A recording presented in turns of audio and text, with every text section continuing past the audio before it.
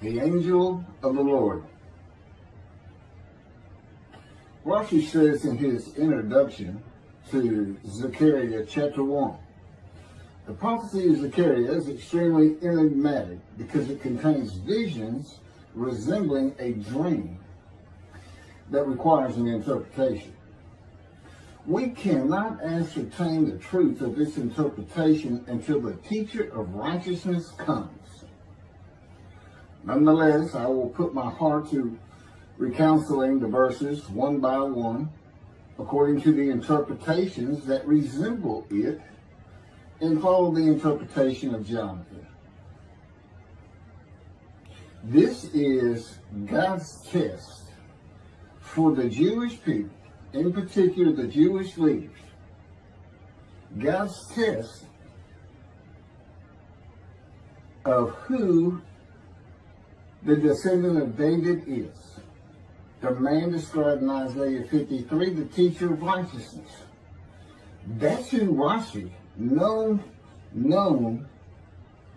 as one of the first rabbis to say that Isaiah 53 described the people, the Jewish people, as the patriarch Israel.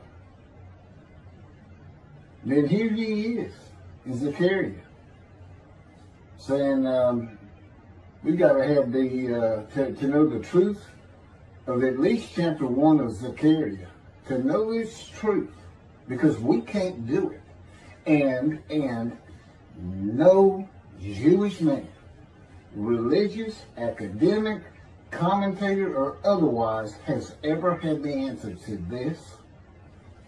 And yet this video is going to give it to you. Why? I'm a teacher of righteousness. This is Zechariah chapter 1, verses 7 through 12. That's the preamble that Rashi leads into before he starts his commentary. And this is in midrash form. That's where I take parts of a verse and interpret each in individual segments. Verse 7. On the 24th day of the 11th month of the second year of Darius, the month of Shabbat, this word of the Lord came to the prophet Zechariah, son of Berechiah, son of Edo. This word of the Lord. This verse continues with, in the night I had a vision, which is not a word of the Lord. The word of the Lord coming to Zechariah means the messenger of the words of God has come to Zechariah, who is the angel of God's presence, and the word of the Lord. Literally, that's his name. He has alighted upon Zechariah to bring a vision from God. Not a word, a vision. Verse 8. In the night I had a vision. I saw a man mounted on a bay horse standing among the myrtles in the deep, and behind him were bay, sorrel, and white horses. In the night I had a vision. There's a man on a horse standing in the myrtles. He is later referred to as the angel of the Lord, standing in the myrtles. The angel of the Lord alights upon and enters men, and my name, Hashem, is in him and can speak through the man. Zechariah has an angel with him who is his guide in the vision.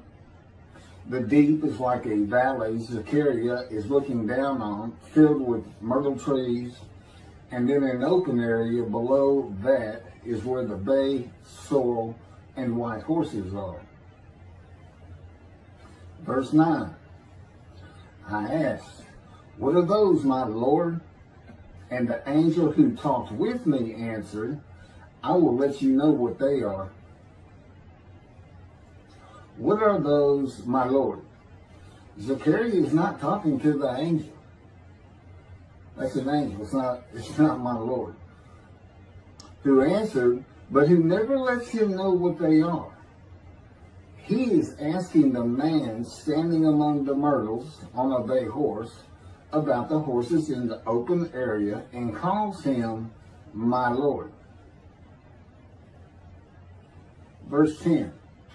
Then the man who was standing among the myrtles spoke up and said, these were sent out by the Lord to roam the earth.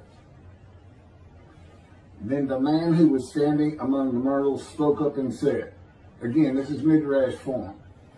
Okay, so the man standing in the myrtles answers the question of Zechariah, not the angel who is with Zechariah.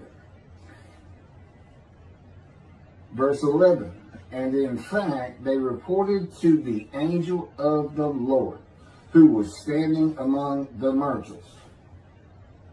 We have roamed the earth and have found all the earth dwelling in tranquility. And it is like a dream. We have horses talking. You know, they could have been birds. Anything that can go far and go a long ways out and then come back. In this case, for this story or for this dream that was given to Zechariah, it's horses. And in fact, they reported to the angel of the Lord. They who reported are the horses who have gone to and fro throughout the earth, and they spoke the report to the angel of the Lord, who was standing among the myrtles. The angel of the Lord, who was standing among the myrtles, has alighted upon and entered the man standing amongst the myrtles.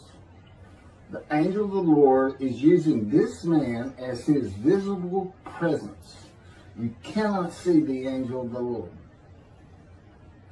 Just as he once used a burning bush for his visible presence, and God spoke through him to Moses. Not just as his visible presence, he also used the man to say, these were sent out by the Lord to roam the earth. In other words, it sounded like the answer was coming from this man. But it's coming from the angel of the Lord, and God is in that angel, his presence. Because that's the angel of his presence. You can find that in Isaiah chapter 63. I don't recall the verse. I never see anything on the angel of his presence. Wherever God's presence is, the presence that enters the temple, I never hear any mention of the angel that has to be with him. Why? It's the angel of his presence. Who is the angel of the Lord. Yeah, I believe, and I'm not certain about this, but I've heard it at least one or two times, and that is Christianity believes the angel of the Lord is Jesus Christ. Thereupon the angel of the Lord exclaimed, O Lord of hosts, how long will you withhold pardon from Jerusalem and the towns of Judah, which you placed under a curse 70 years ago? Thereupon the angel of the Lord exclaimed. Okay, so the angel of the Lord exclaimed through the man. Zechariah heard the words come from the man standing in the myrtles. It is the only way Zechariah could have heard the words. The angel of the Lord can only speak to the man he has alighted upon. Ezekiel describes this as, a spirit entered into me and set me upon my feet, and I heard what was being spoken to me. O Lord of hosts, how long will you withhold pardon from Jerusalem and the towns of Judah, which you placed under a curse 70 years ago? The following verses are from the book of Isaiah regarding this curse. Isaiah chapter 43, verse 2. So I profaned the holy princes. I abandoned Jacob to proscription and Israel to mockery. That, of course, is God speaking. The profaning of the holy princesses is God's prophecy of the banishment of King Jeconiah and all his offspring from ever ruling over Judah and Jerusalem again. The line of the kings of Judah ended. The line described king by king in the first book of the New Testament of Christianity. the line of Jesus. The abandonment and mockery are God's prophecy that the northern kingdom and the southern kingdom of the Israelites will be defeated and deported from the promised land. Isaiah witnessed the deportation of the northern kingdom, but the deportations of the southern kingdom were many years after his death. This is chapter 43, verses 5 through 7. Fear not, for I am with you. I will bring your folk from the east, will gather you out of the west. I will say to the north, give back, and to the south, do not withhold. Bring my sons from afar, and my daughters from the end of the earth. All who are linked to my name, who I have created, formed, and made for my glory. Okay, this is God's prophecy that all the tribes of Israel will return from the Assyrian deportations of the tribes east of the river Jordan that were Reuben, Gad, and the half tribe of Manasseh, and all the tribes of the northern kingdom deported by Assyria, defeated and deported, and the Babylonian deportations of the southern kingdom. It is a prophecy that is specific to the Assyrian Babylonian exiles. This prophecy was fulfilled according to the books of Ezra and Nehemiah and their account of all 13 tribes returning to the southern kingdom of the lands of Benjamin and Judah. Jerusalem is within the lands of Benjamin, and his lands are considered part of the kingdom of Judah, since that is where the kings of Judah rule from. 10 tribes being lost and not returning is a myth. When the 7th month arrived, the Israelites being settled in their towns, the entire people assembled as one man in Jerusalem, as the man Israel, all of them. When the people Israel gather as one man, it is all 12 tribes who were allotted lots of the promised land, and the Levites. They did not receive a portion. They were allowed to go from lot to lot, tribe to tribe, and everybody was supposed to take care of them. The Levites, that would be Levi, the son of Levi, the priestly tribe without an allotment of the promised lands. Judahites and Benjaminites alone are not Israel, though all references to Israelites would include them. All of Israel had returned together to Jerusalem and Judah, mindful of the imported Gentiles in the northern kingdom, imported by the Assyrians, many of whom tried to stop the building of the second temple. This is why everybody returning, all 13 tribes, all went to Judah. The northern kingdom was occupied by Gentiles, I would assume Assyrians and Arabs.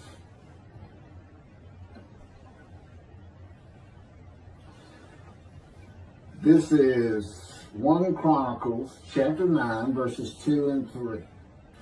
The first to settle in their towns on their property were Israelites, priests, Levites, and temple servants, while some of the Judahites and some of the Benjamites and some of the Ephraimites and Manassesites settled in Jerusalem. That would be Ephraim and Manasseh. Manasseh was such a large tribe, it had to be broken in. It was broken in two. Half of it set up, their allotment was east of the river Jordan by about where Edom would be. And well, that was the tribe of Gad. Not Edom, Gilead, where the Tishbite, Elijah, the Gentile, was an inhabitant. Ramoth Gilead. Manassites, Ephraimites, and Judahites were the tribes with the largest allotment of the lands of Abraham, and Jerusalem is in the lands of the Benjamites. Those are who just got mentioned. The 3 largest lot owners. Okay, Benjamin, that's where Jerusalem is. He's important. And of course the priests, the Levites. So Ephraim and Manasseh were not lost tribes, as many believe from writings outside of the Bible. There never were lost tribes according to the Bible. Okay, so all 13 tribes returned and settled in new towns. The accounts of the deportations indicate there was not much left of the old towns. There is no account of how the new towns were settled, though it is unlikely it was based on prior ownership. The exile lasted too long for the deported owners to still be alive, and the tribes of the northern kingdom had to build new towns to live in. It also says the Levites settled in on their lands. So everybody had to pick and choose, and I'm sure the strong and wealthy got the best places, and again, many just settled in Jerusalem. Okay, this is Isaiah chapter 43, verse 14. Thus said the Lord, your Redeemer, the Holy One of Israel, for your sake I send to Babylon. I will bring down all her bars, and the Chaldeans shall raise their voice in lamentation. This is God's prophecy that Assyria would be conquered by the Babylonians, who were defeated by the Chaldeans. But they actually go back and forth and actually became somewhat intermingled, Chaldeans and Babylonians.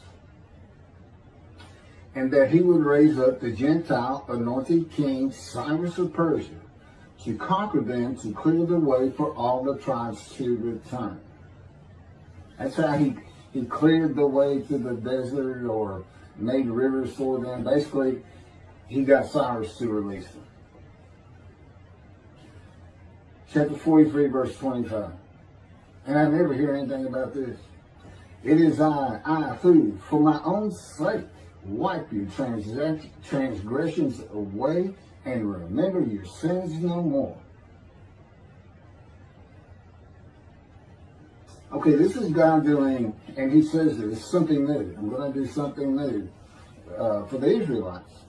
This story repeats with the new covenant that includes sin forgiveness of the Jewish people that arise with Elijah and the angel of the covenant after the exiles of the Roman dispersal return to the land of Israel in a time to come. That's in Jeremiah chapter 31. The Jewish people have returned from the Roman dispersal of them throughout the world, a diaspora, which means outside of the promised land, outside of Israel, to a land that lay desolate for more than 2,000 years until after the Holocaust, and they created the state of Israel in 1948. 70 years later, and that's funny too, because they talk about a curse of 70 years. That 70 years, I believe, just applies to the last of 3 deportations of Judah and the defeat by the Babylonians, because the northern kingdom had been defeated and deported long before that, and the first to be defeated and taken to the lands of Assyria was Gad, the half tribe of Manasseh, the lands east of the river Jordan. 70 years later, the land blooms again. Jerusalem has been rebuilt as a great city, larger than it was in ancient times. According to God's words in Jeremiah 31, the time to come to deliver the new covenant with sin forgiveness is here. That's very important for the interpretation of at least chapter 1 of Zechariah. That means the angel of the covenant that you desire of Malachi 3 is on his way, followed by God and the messenger Elijah. And when God's third temple is built, he will return to it suddenly. This is the day of the Lord. That's Malachi chapter 3. Now, Zechariah is in Jerusalem, and the construction on the second temple is about to begin. Isaiah has written God's words of sin forgiveness, which would have removed the curse long before this, when they were returning, when the remnant of the 13 tribes was returning. And the angel of the Lord proclaims, O Lord of hosts, how long will you withhold pardon from Jerusalem and the towns of Judah, which you placed under a curse 70 years ago? Okay, this vision of Zechariah and the words of the angel of the Lord through the man standing in the myrtles regarding the curse 70 years ago is to make Zechariah think and try to understand why the angel of the Lord would say this. From his perspective, the curse was lifted. He was back in Jerusalem with all the tribes preparing to build the second temple. The vision is for Zechariah to find out how and when the curse was lifted. And that's important today, because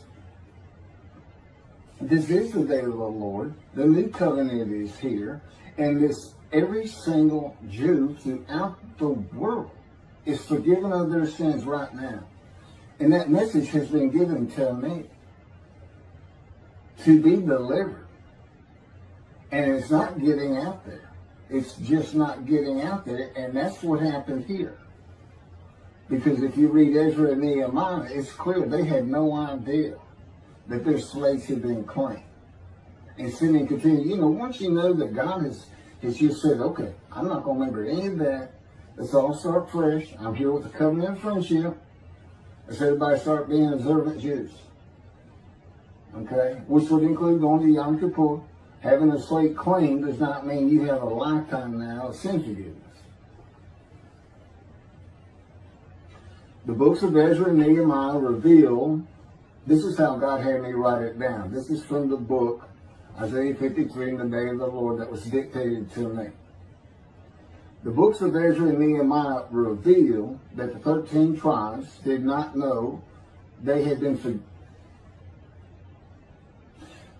right. We had to wait for the teacher of righteousness to know. And this is another thing I never see in this Messianic era that is taught, that is coming, is that God is with the descendant of David as he was with Moses. I mean, just right there with him.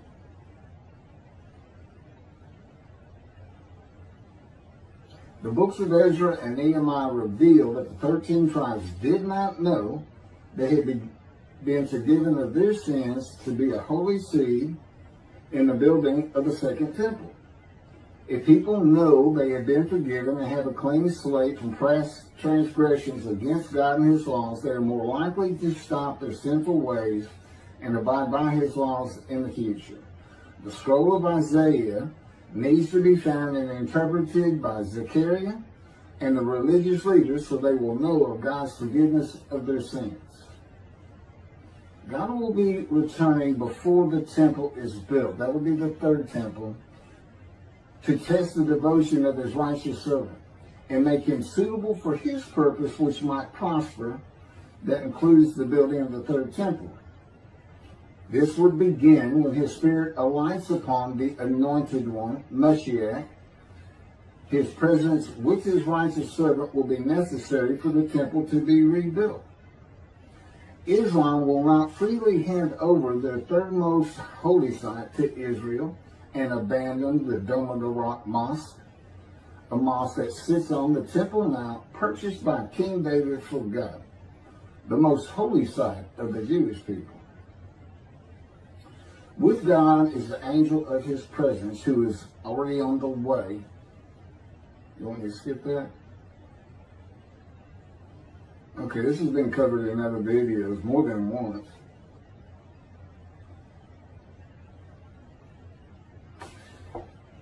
The prophet like Moses will have other similarity to Moses beyond writing God's words at his command and direction. As this was written, at God's command and direction, I typed those words.